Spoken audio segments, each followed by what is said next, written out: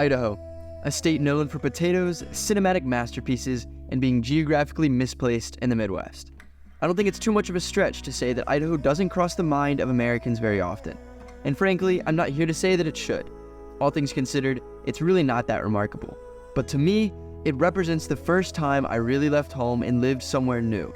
There was a momentary glimpse of the freedoms of adult life, both the blessings and the pitfalls. It was the start of a 2-year journey of moving from place to place, forming new friendships, seeing breathtaking sights, and making important decisions with lasting consequences. It was where I first learned what it's like to move somewhere new, and that's what I want to share in this video.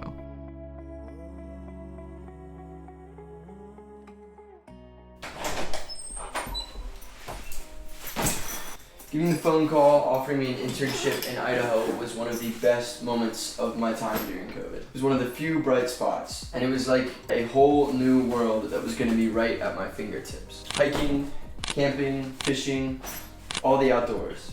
Fast forward a year and there I was, unpacking my last box into my new apartment.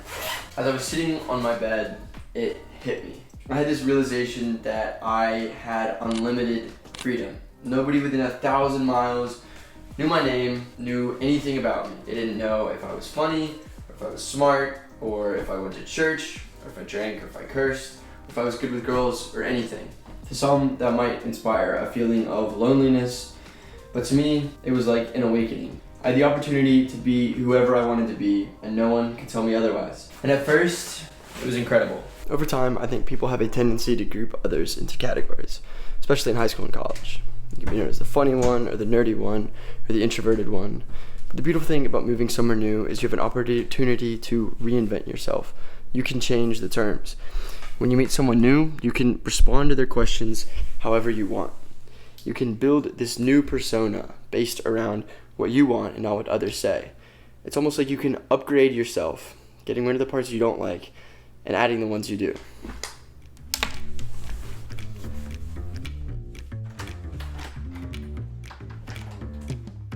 For me, this newfound freedom manifested itself in my dating life.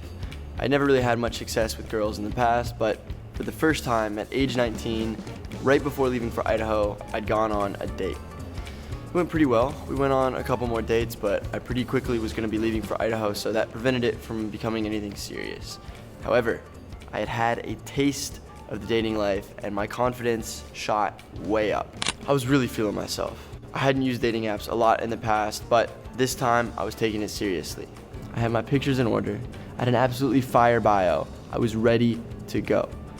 And whether it was the lack of decent looking guys in Idaho or it was just the fact that I really completed a glow up, I actually ended up having a fair bit of success. I went on a couple dates, I talked to a lot of people, and honestly I had a good time. Sometimes I'd hesitate before going on a date, but then I'd reassure myself, look, I know these relationships aren't serious or fulfilling and maybe it's not what you thought it would be, but it's important to branch out and meet new people and figure out what you want in a partner. So there's nothing wrong with a couple dates here or there.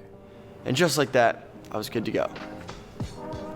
Apart from talking to random girls or going to work though, I was outside. The summer was everything that I had planned for and more, at least in that regard. We were 2 hours from Yellowstone and the Grand Tetons and 4 from the Sawtooth Mountains, so every weekend was hiking, camping, all that good stuff. One weekend I drove an hour north of where we lived to go see the St. Anthony sand dunes and then drove another hour into the middle of the desert to hike in some ice caves. See, there's more to Idaho than you think. Unfortunately, all of this traveling did come with one sacrifice. Before this summer, I had pretty consistently attended church on Sundays. It was a nice part of my weekend routine and something that I looked forward to. I would think sometimes about going and maybe taking a weekend off, but then I would tell myself, I know you're tired, but you got a limited amount of time here, man. You gotta make the most of it. You gotta travel as much as you can. You don't wanna miss out on anything. Church is just gonna have to wait. I mean, look, for 4th of July, you got to drive up to Glacier National Park with a bunch of your intern buddies and hang out. Are you really going to trade that for an hour and a half at a church that you're probably never going to visit again? Those other interns actually turned out to be a hugely impactful part of my time in Idaho. We were all very different people from all over the country, and we even admitted that, if we hadn't been stuck in this internship together, none of us would have really been friends. Thankfully though, we were all huge fans of the outdoors. We traveled together constantly. Every weekend we were at a new national park, with a campfire roaring, freshly cooked burger in one hand, and ice cold beer in the other. Only for those of us that were 21, of course. Like I said, they were very different than any friends I had at home or at college. So naturally, I did my best to fit in. Maybe they drink a little bit more than you're used to, and maybe they curse a little bit more too, but heck, it's one summer. You don't want to sacrifice your ability to make friends just by coming off as a prude. You just gotta make some sacrifices. Sounds like a perfect summer, right? I was taking advantage of everything that Idaho had to offer, and I was not wasting the opportunity I'd been given to live somewhere new. I was making new friends, I was talking to girls, I was traveling, I was sightseeing, I was doing it all. I had unlimited freedom, and I wasn't missing out. Okay, maybe more had happened with girls that I liked, but it's just part of growing up. We all make mistakes.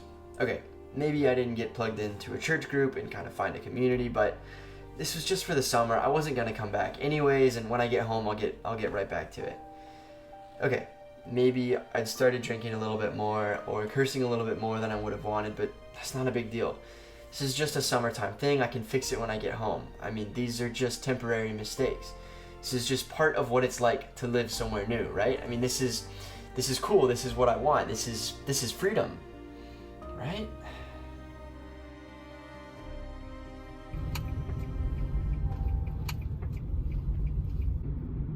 Before I knew it, it was August and I was driving back home from Idaho.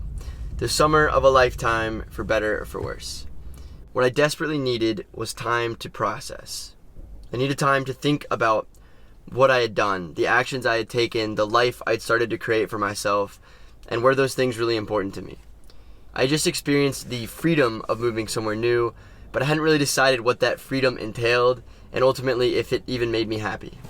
Unfortunately though, time was the one thing I didn't have. 5 days after getting back from Idaho, my bags were packed again, and I was leaving. For the next 4 months, I was going to be studying abroad in France. And if you thought I was busy traveling this summer, you ain't seen nothing yet.